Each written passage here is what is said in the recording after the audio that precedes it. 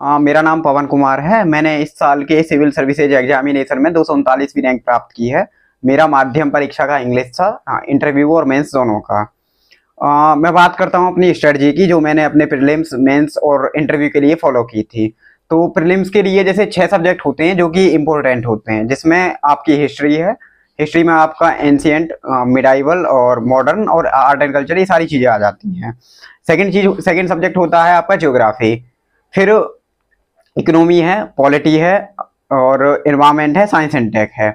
इसके अलावा current affairs एक होते हैं। तो इनके लिए जो मेरे सोर्स रहे थे वो मैं आपको बताता हूँ। जैसे अगर मैं हिस्ट्री की बात करूँ, और हिस्ट्री में अगर मैं एंशियंट हिस्ट्री की बात करूँ, तो मेरे जो प्राइमरी सोर्सेज थे वो थे, एक तो जो मैंने अपने नोट्स बनाए थे इंटरनेट या मेरी जो एनसीईआरटी वगैरह हैं उनसे जो मैंने बनाए थे, तो एक तो मेरे नोट्स थे जो कि मेरे प्राइमरी सोर्स थे। इसके अलावा मैंने आर एस शर्मा को फॉलो किया था एंशियंट के लिए। और अब बात आती है फिर मीडिएवल की। तो मीडिएवल के लिए वही एक तो मेरे नोट्स हो गए जो कि मैंने टेस्ट सीरीज या फिर इंटरनेट और बुक्स के माध्यम से बनाए थे। और स्टैंडर्ड बुक्स की बात करें तो इसके लिए मैंने सतीश चंद्रा को फॉलो किया था। फिर मॉडर्न हिस्ट्री की बात आती है। अब मैं आपको अपनी वो बुक भी दिखा सकता हूँ जो मैंने एंशियंट और इसके मीडिएवल के लिए फॉलो की थी। तो एंशियंट के लिए मेरी बुक आर एस शर्मा है। आर एस शर्मा ये मेरे पास है, ये आर एस शर्मा है। और हाँ, मीडिएवल वाली मेरी स्पेक्ट्रम वो सतीश चंद्र रखी है जो कि अभी मेरे पास नहीं है। तो फिर मॉडर्न की बात आती है। मॉडर्न हिस्ट्री के लिए मैंने एक तो स्पेक्ट्रम को फॉलो किया था। ये मेरी स्पेक्ट्रम है, इसका कवर हट चुका है लेकिन ये आप देख सकते हैं, ये स्पेक्ट्रम है। और इसके अलावा जो मेरे नोट्स थे और मेरे पीवाईक्यू वगैरह जो थे उनसे मैंने नोट्स अपने बनाए थे। फिर बात आती है आर्ट एंड कल्चर की। तो आर्ट एंड कल्चर के लिए मैंने नोट्स फॉलो किए थे, जो मेरे मित्र हैं उनके जो कोचिंग के नोट्स हैं उनसे मदद ली थी। और इसके अलावा नितिन सिंघानिया के सिलेक्टेड चैप्टर्स, ये नितिन सिंघानिया है आर्ट एंड कल्चर की, इसके सिलेक्टेड चैप्टर फॉलो करने। ये सारी बहुत बल्कि है, इसको सारी को लाइन टू लाइन नहीं पढ़ना है। अब हिस्ट्री का पोर्शन कंप्लीट होता है। फिर सेकंड चीज आती है ज्योग्राफी। ज्योग्राफी जो कि मेरा ऑप्शनल विषय भी था, तो ज्योग्राफी के लिए मैंने अलग से कुछ नहीं पढ़ा था। जो मेरा ऑप्शनल का था वही मैंने जीएस के लिए भी फॉलो किया था। अब फिर बात आती है इकोनॉमिक्स की। तो इकोनॉमिक्स ऐसा सब्जेक्ट है जो थोड़ा चैलेंजिंग हो जाता है। अगर आप कोई स्टैंडर्ड बुक्स पर रिलाई करेंगे तो स्टैंडर्ड बुक्स बहुत ज़्यादा बल्कि हैं, लैंग्वेज थोड़ी टफ है। तो ऐसे में इकोनॉमी एक चैलेंजिंग विषय हो जाता है। तो अगर आप कोचिंग कर रहे हैं किसी भी कोचिंग संस्थान में, तो आपके जो क्लास नोट्स हैं वो आपके प्राइमरी सोर्स रहेंगे। और अगर आप कोचिंग नहीं करते हैं तो आप यूट्यूब के माध्यम से या जो टॉपर्स हैं उनके नोट्स के माध्यम से या आपके जो सहपाठी हैं जो कोचिंग कर रहे हैं उनके नोट्स से आप इकोनॉमी को कवर कर सकते हैं। इकोनॉमी को कवर करने में एक चीज ध्यान में रखनी है कि आप जो कॉन्सेप्ट हैं, जो टर्म्स हैं, जैसे इन्फ्लेशन है, डिसइन्फ्लेशन है, डिफ्लेशन है, तो इस तरह के जो टर्म्स हैं उनमें आपको डिफरेंशिएशन क्लियर होना चाहिए। आपके कॉन्सेप्ट एकदम क्लियर होने चाहिए, आपको रटने की जरूरत नहीं है इकोनॉमी में। इसके अलावा जो न्यूज़पेपर है, आप न्यूज़पेपर को रेगुलर फॉलो करें। इकोनॉमिक सर्वे आता है, इकोनॉमिक सर्वे को फॉलो करें, बजट को फॉलो करें।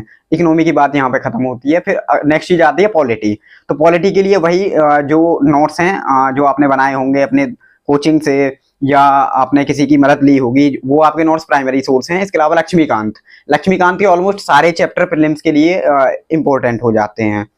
फिर बात आती है ज्योग्राफी हो गया, इकोनॉमी हो गया, पॉलिटी। और फिर बात आती है उसकी साइंस टेक की। साइंस टेक के लिए क्या करें? तो साइंस टेक के लिए ये है कि जो 7th 8th 9th की एनसीईआरटी हैं, कोशिश करें कि वो एनसीईआरटी आपकी क्लियर रहें। और उसके अलावा जो आप नोट्स बना रहे हैं, किसी कोचिंग के क्लास नोट्स हैं या जो यूट्यूब या टेलीग्राम से आपने बनाए हैं, वो क्लास नोट्स फॉलो करें। प्लस जो आप पीवाईक्यू या मॉक्स लगा रहे हैं उनकी हेल्प लें। बात आती है एनवायरमेंट की। तो एनवायरमेंट के लिए आप जो आपकी करंट अफेयर्स है, ये साइंस टेक के लिए भी है कि करंट अफेयर्स एक तो आपकी होगी, दूसरा जो आपने नोट्स बनाए हैं वो नोट्स आपके जरिए होंगे। और एनवायरमेंट के लिए आप शंकर आईएएस की बुक आती है, जो कि मेरी ये शंकर आईएएस की एनवायरमेंट की बुक है, इसे भी आप फॉलो कर सकते हैं। तो प्रीलिम्स के लिए जो 6 सब्जेक्ट है उनकी स्ट्रेटजी मैंने बताई है कि मैंने क्या क्या सोर्स भी फॉलो किए हैं। फिर करंट अफेयर्स के लिए बात आती है न्यूज़पेपर और मैगजीन की। तो मेरे केस में मेरे साथ था कि मैं न्यूज़पेपर रेगुलर फॉलो करता था। अगर आप न्यूज़पेपर पढ़ पा रहे हैं और आपका माध्यम इंग्लिश है या आपको इंग्लिश पढ़ने में दिक्कत नहीं है, तो द हिंदू या इंडियन एक्सप्रेस में से कोई भी एक आप फॉलो कर सकते हैं। और हिंदी मीडियम के छात्रों के लिए ऐसा है कि वो कोई भी, या तो दैनिक जागरण का राष्ट्रीय संस्करण, जैसा कि मेरे मित्र हैं, मतलब मैंने नहीं पढ़ा है लेकिन मेरे मित्र हैं हिंदी माध्यम के, वो बताते हैं, तो आप दैनिक जागरण का राष्ट्रीय संस्करण पढ़ सकते हैं। या जनसत्ता के का संपादकीय भी अच्छे आते हैं, ऐसा सुना है, तो उनको फॉलो कर सकते हैं। या फिर जो यूट्यूब पर एनालिसिस रहते हैं हिंदू के, उनको भी आप देख सकते हैं। न्यूज़पेपर की बात यहाँ पे खत्म हुई। फिर मैगजीन की बात आती है। मेरे केस में मेरे साथ था कि मैंने कोई भी मैगजीन को फॉलो नहीं किया था, क्योंकि मैगजीन मुझे बहुत बल्कि लगती थी, मैं टाइम बैलेंस नहीं कर पाता था। पर मैं ऐसा नहीं कहूंगा कि मैगजीन नहीं पढ़नी चाहिए। आपके पास टाइम है और आप इतना एफर्ट डाल पा रहे हैं तो आप मैगजीन को फॉलो कर सकते हैं। मैगजीन आपकी किसी भी कोचिंग की हो सकती है, आप रेगुलर फॉलो कर सकते हैं उसको। तो प्रीलिम्स के लिए मेरी ये स्ट्रेटजी थी। और जब लास्ट में जब 2 या 3 महीने बचते हैं तो आप पीवाई की और मॉक्स लगाइए। अब यही प्रीलिम्स की मैं 2024 वाले बच्चों के लिए अगर कहूँ, जो मतलब प्रीलिम्स आने वाला है, टाइम अब कम बचा है, तो भाई अपना जो शॉर्ट नोट्स आपने बनाए होंगे उनको रिवीजन कीजिए, मॉक्स लगाइए और मॉक्स का एनालिसिस कीजिए। अब बात आती है मेंस की कि मेंस के लिए क्या किया जाए। तो वही 6 सब्जेक्ट जो आपने प्रीलिम के लिए पढ़े हैं वो आपके मेंस में भी हेल्प करेंगे। आप उस मेंस में थोड़ा सा बस नजरिया आपका बदल जाएगा कि किस तरह से चीजों को पढ़ना है। इसके साथ साथ आप आंसर राइटिंग करते रहिए। बाकी के जो बचे हुए सब्जेक्ट हैं, जैसे सोशल जस्टिस है, सोशल जस्टिस में कुछ टॉपिक हैं जैसे पॉवर्टी है, हेल्थ है, अनएम्प्लॉयमेंट है। तो इन टॉपिक को आप कोई स्पेसिफिक बुक पढ़ने की बजाय इंटरनेट के माध्यम से नोट्स बना सकते हैं, या कोचिंग संस्थान से अगर आप कोचिंग ले रहे हैं तो उनके नोट्स की हेल्प ले सकते हैं। आईआर के लिए एक तो आपकी बेसिक जो होंगी वो आपके क्लास नोट्स रहेंगे, या जो कोचिंग संस्थान है या इंटरनेट पर वेरियस जो चैनल हैं जो आपको इंफॉर्मेशन प्रोवाइड करा रहे हैं, आप उनको देख सकते हैं या उनको रेफर कर सकते हैं। उसके बाद में फिर आप करंट में जो घटनाएं हो रही हैं उनको आप लगातार उन पर फोकस रखिए। आप न्यूज़पेपर के माध्यम से रख सकते हैं। आप जो वेरियस यूट्यूब पर प्रोग्राम चलते हैं, जैसे राज्यसभा टीवी का बिग पिक्चर है, पर्सपेक्टिव करके एक आता था, उसको आप देख सकते हैं। या जो पॉडकास्ट हैं, कुछ पॉडकास्ट बहुत अच्छे होते हैं, जैसे कि हमारे फॉरेन मिनिस्टर हैं उनके साथ कोई पॉडकास्ट है, या कोई फॉरेन पॉलिसी एक्सपर्ट है उनका अगर कहीं पे पॉडकास्ट है, वो पॉडकास्ट हिंदी या इंग्लिश में कहीं भी आपको मिल सकता है। तो आप वहाँ उन पॉडकास्ट को रेफर कर सकते हैं आईआर के लिए। सोसाइटी के लिए मेरा था कि मैंने विजन आईएएस की मैम थी, उनके जो नोट्स थे उनको रेफर किया था, वो मार्केट में अवेलेबल थे। इसके अलावा सोसाइटी की एनसीईआरटी भी काफ़ी हेल्पफुल रहती है।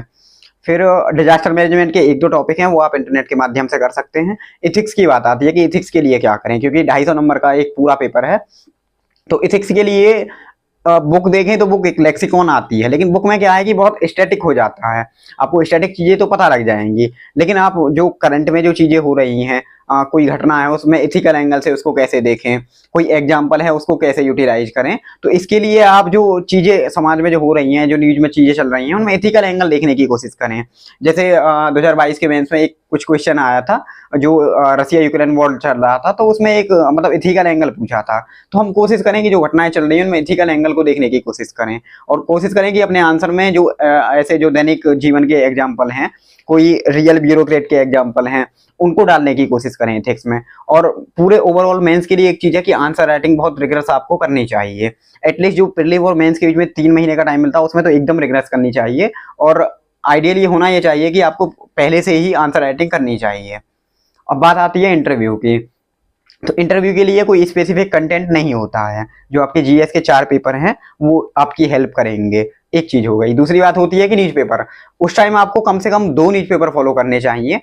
एक इकोनॉमिक स्पेसिफिक होना चाहिए जो बिजनेस स्टैंडर्ड होता हो सकता है, इकोनॉमिक टाइम हो सकता है, और दूसरा आपका रेगुलर न्यूज़पेपर रहेगा जो कि इंडियन एक्सप्रेस या द हिंदू होगा। आप न्यूज़पेपर के माध्यम से जो करंट में घटनाएं हो रही हैं उनसे रूबरू रहेंगे। फिर एक बात आती है कि डेफ के बारे में, डेफ का क्या करें।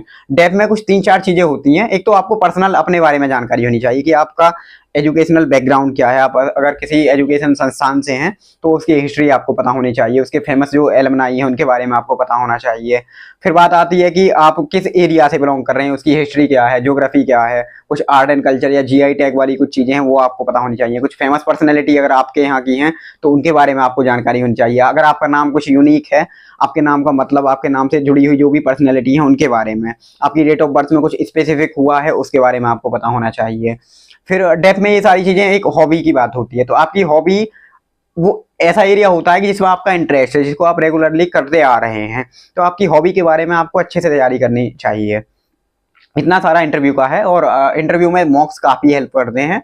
वो एक तो आपकी कम्युनिकेशन स्किल को इम्प्रूव करते हैं, दूसरा ये होता है कि आपको एक जो अंदर से जो हेजिटेशन होती है वो निकल जाती है, और आपका डेफ या करंट अफेयर्स की जो भी चीज़ें हैं वो 1-2 बार आप प्रैक्टिस कर चुके होते हैं। तो ये मेरी सारी प्रीलिम्स और मेंस और इंटरव्यू की जो भी स्ट्रेटजी थी ये मैंने आप लोगों के साथ शेयर की है। Thank you.